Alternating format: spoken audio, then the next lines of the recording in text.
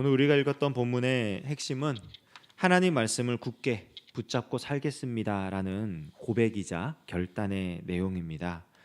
우리가 하나님의 말씀을 굳게 붙잡고 살아갈 때 우리 앞에는 어떤 일들이 일어나게 될까요? 많이들 기대하게 됩니다. 우리가 하나님 말씀을 이렇게 붙들고 살아가니 하나님이 내 편이 되어 주시겠지. 하나님이 내 앞길에 좋은 것들을 허락하시겠지. 하나님이 함께 하시는 놀라운 역사들이 일어나서 내 삶을 통해서 크고 위대한 일들이 많이 일어날 거야. 이런 기대를 가지고 우리가 말씀을 붙잡고 살아가려고 합니다.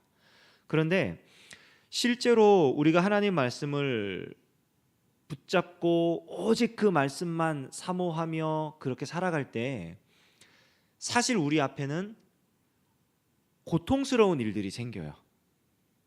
고난이 발생합니다. 두 종류의 고난이 발생하는데요. 첫 번째 종류의 고난은 뭐냐면 내적인 고난 혹은 고통이에요. 뭐냐면은 우리가 원래 우리가 가진 본성이 하나님을 떠나 사는 본성이란 말이에요.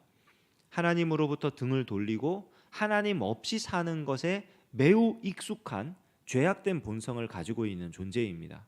그러다 보니까 그 옛 본성, 죄악된 본성과 내가 이제 예수님을 믿게 되고 하나님의 백성이 되어 살아가고자 하는 선한 의지, 결단, 이것이 내 안에서 충돌을 하는 거예요. 그래서 내 스스로가 갈등을 겪습니다. 아주 유명하고 위대한 바울 사도조차도 이러한 갈등으로부터 자유롭지 못했어요. 항상 내 안에 두 마음이 싸우고 있다. 내가 빨리 몸을 떠나 그리스도와 함께 있으면 좋겠다. 그렇게 말할 정도로 이 내적인 갈등, 내적인 고통이 우리에게 있습니다. 만약 내가 이전까지 예수님을 모르고 살다가 어느 순간 예수님을 알게 되고 예수님을 믿고 신앙생활을 시작했는데 그런 내적인 갈등이 하나도 없다. 그러면은 좀 곰곰이 생각을 해봐야 돼요. 내가 진짜로 예수님을 믿는 생활을 시작한 건가? 옛 생활을 버리고 새로운 생활을 시작하게 됨으로써 오는 이 갈등은 반드시 있습니다. 그리고 우리에게 어려움으로 다가와요. 또 다른 종류의 어려움이 있습니다. 이 내적인 갈등은 우리가 한순간에 해결할 수가 없어요. 그냥 시간이 지나면서 우리의 삶의 모양이 점점 더 하나님 기뻐하시는 모양으로 바뀌어 가면은 점차 그 갈등이 사라지게 되고 이제 하나님을 향해 가게 되겠죠. 성화라고 조직신학에서는 그렇게 말을 합니다.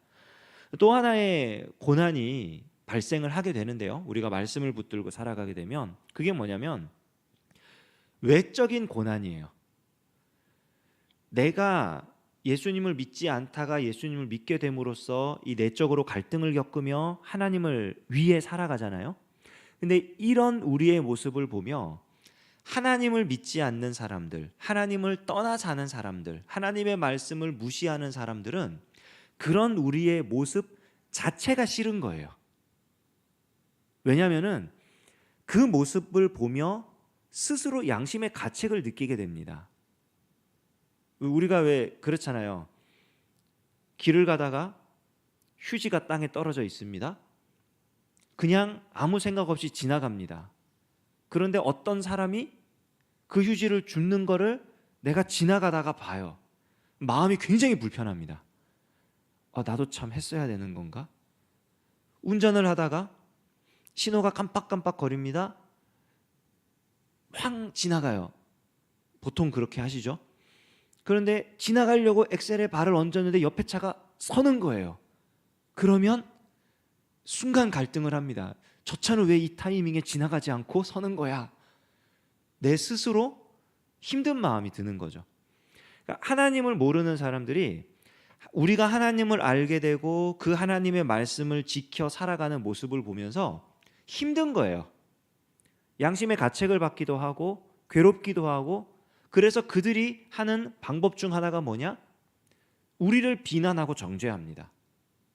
이 세상에서 그렇게 사는 거 아니야. 너만 잘난 거 아니야. 우리를 공격합니다. 그리고 또 하나 이유가 있어요. 그냥 단순히 그들이 양심의 가책을 느끼고 우리 보는 게 미워서 그런 게 아니고요. 예수님은 뭐라 그러시냐면은 세상이 너희를 미워하면 너희를 미워한 게 아니라 나를 미워하는 줄로 알아라. 예수님을 미워하기 때문에 예수님을 따르는 자들을 미워한다. 근본적으로 하나님으로부터 등을 돌리고 사는 사람들이기 때문에 하나님 편에 서 있는 사람들을 거부하는 거예요. 그래서 우리에게 외적인 고난이 오게 됩니다. 오늘 우리 읽었던 본문은 그 얘기예요. 내가 주의 말씀 붙잡고 살겠습니다. 내가 주님의 규례를 의지하고 살겠습니다. 오직 시선을 주님께만 고정시키겠습니다. 그런데 주변에 있는 사람들은 말씀을 무시하고 살아요.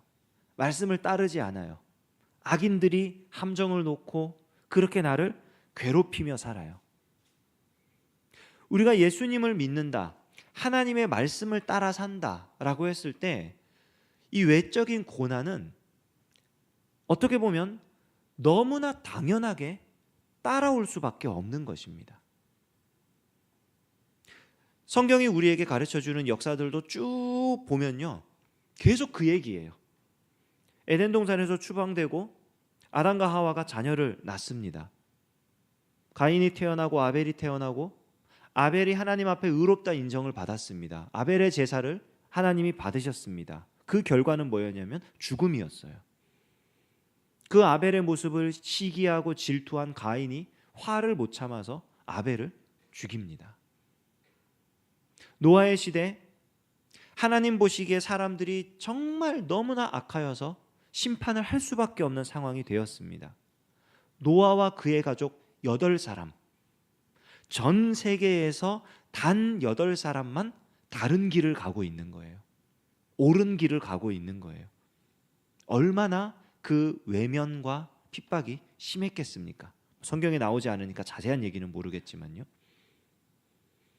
이스라엘이 국가가 되고 다윗과 솔로몬 이후로 그 국가가 2개로 갈라지긴 했지만 그 안에서 계속해서 백성들이 평안하게 살아갈 때에 주의 말씀을 있는 그대로 선포하고 하나님의 뜻대로 살아야 한다고 말한 선지자들은 북이스라엘이나 남유다나 할 것 없이 모두가 다 고통스러운 인생을 살았습니다.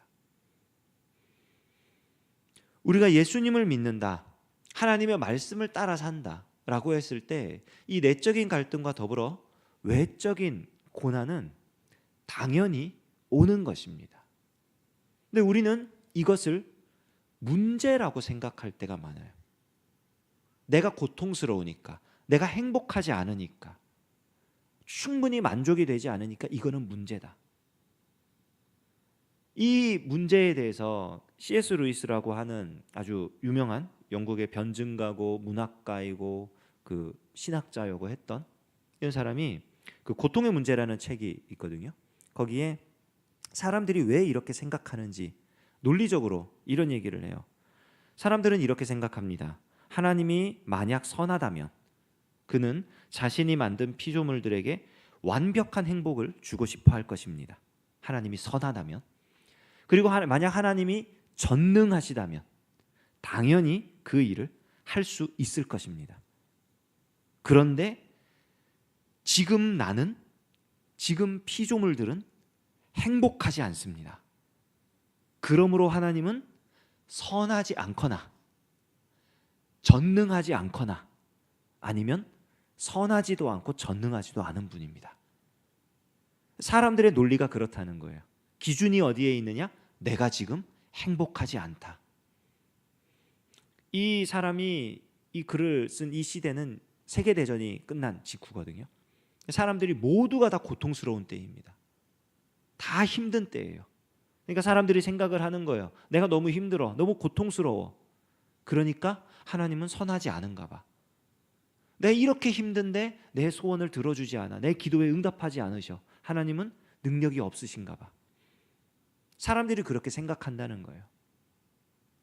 그런데 이 책을 쭉 이렇게 얘기를 하면서 C.S. 루이스가 하는 말이 이제 아주 어려운 얘기들을 해요. 하나님이 어떤 분이신지 신론에 대해서 얘기를 하고 인간이 어떤 존재인지 인간론에 대해 얘기를 하고 거의 신학책을 쭉 이렇게 써내리는데 내용의 골자가 그런 겁니다.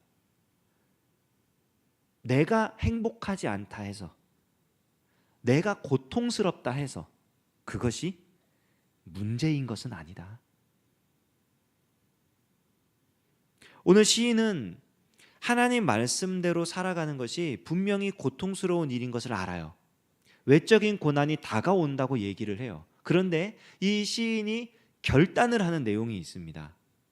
그게 뭐냐면 그러므로 내가 더욱더 주의 말씀을 붙들고 살겠습니다. 사람들이 나를 힘들게 하고 나를 괴롭히고 내가 나그네처럼 이 땅에서 살아가는데 하나님의 말씀만이 내 삶의 빛이 되고 길이 되고 내 생명이 되고 나를 살리는 유일한 것임을 내가 고백합니다. 나는 하나님 말씀 붙잡고 살겠습니다. 하나님 말씀대로 살려 했더니 고난이 다가왔어요. 그런데 그 고난을 극복할 수 있는 길을 뭐라고 제시하느냐? 하나님 말씀을 붙들고 사는 거래요. 우리가 겪는 일들, 우리에게 다가오는 여러 가지 환난, 어려움, 그 외적인 상황이 중요한 게 아니라 우리의 중심이 정말로 하나님의 말씀을 굳게 붙잡고 가느냐, 우리의 시선이 오직 하나님께로 고정되어 있느냐, 그것이 핵심이라는 겁니다. 어린 아기들이 걸음마를 배우죠. 얼마나 많이 실패하는지 모릅니다. 그리고 얼마나 많이 다치는지 모릅니다. 저희 아이들도 한 번씩 걸음이 익숙하지 않을 때에 넘어져가지고 얼굴을 까이고 무릎을 까이고 많이 다쳤어요. 근데 이 아이들이 지금은 얼마나 잘 뛰어다니는지 모릅니다. 사람으로 태어났어요. 두 발로 서고 싶어요. 걷고 싶어요. 뛰고 싶어요. 넘어지고 까지고 그런 고통스러운 일들에 탁 매여가지고 내가 걸으면은 힘든 거구나, 내가 일어나려다 넘어지면 아픈 거구나 이러면서 주저앉아 버리면 못 걸어요. 못 뛰어요. 그런데 걷는다는 것, 일어선다는 것, 거기에 집중하니까 넘어져도 일어나고 까져도 뛰어다니고 이제는 걸어다니는 일이 없습니다. 아이들이 뭐만 있으면 막 뛰어다녀요. 초등학생들이니까 잘 걸어다닙니다. 우리가 하나님 말씀을 붙잡고 살아갈 때 그럴 수 있어요. 넘어질 수 있습니다. 괴로울 수 있습니다. 고통스러울 수 있습니다. 그러나 하나님 말씀을 붙잡고 살아간다는 그것, 그 자체에 우리가 더욱더 집중해서 그 말씀을 붙들고 살아갈 때 우리는 나도 모르게 하나님이 말씀이 정말 나를 살리시네요. 하나님 말씀이 정말 나로 하여금 걷고 뛰고 찬양하게 만드네요. 아마 고백할 수 있게 될 것입니다. 우리가 이 새벽에 나와 기도하며 하나님 말씀 붙들고 살겠습니다. 다른 어떤 선택지를 택하지 않고 하나님 말씀 붙들고 살겠습니다. 우리가 고백하며 하나님이 주시는 힘으로 승리하는 저와 여러분 되시기를 주님의 이름으로 축원합니다. 기도하겠습니다. 하나님 아버지 감사합니다. 오늘 아침에도 우리를 깨워주시고 이 자리에 나와 기도하며 하나님 주시는 힘으로 이 하루를 살 수 있도록 하시니 참으로 감사드립니다. 주님, 우리가 주의 말씀에 굳게 매이길 원합니다.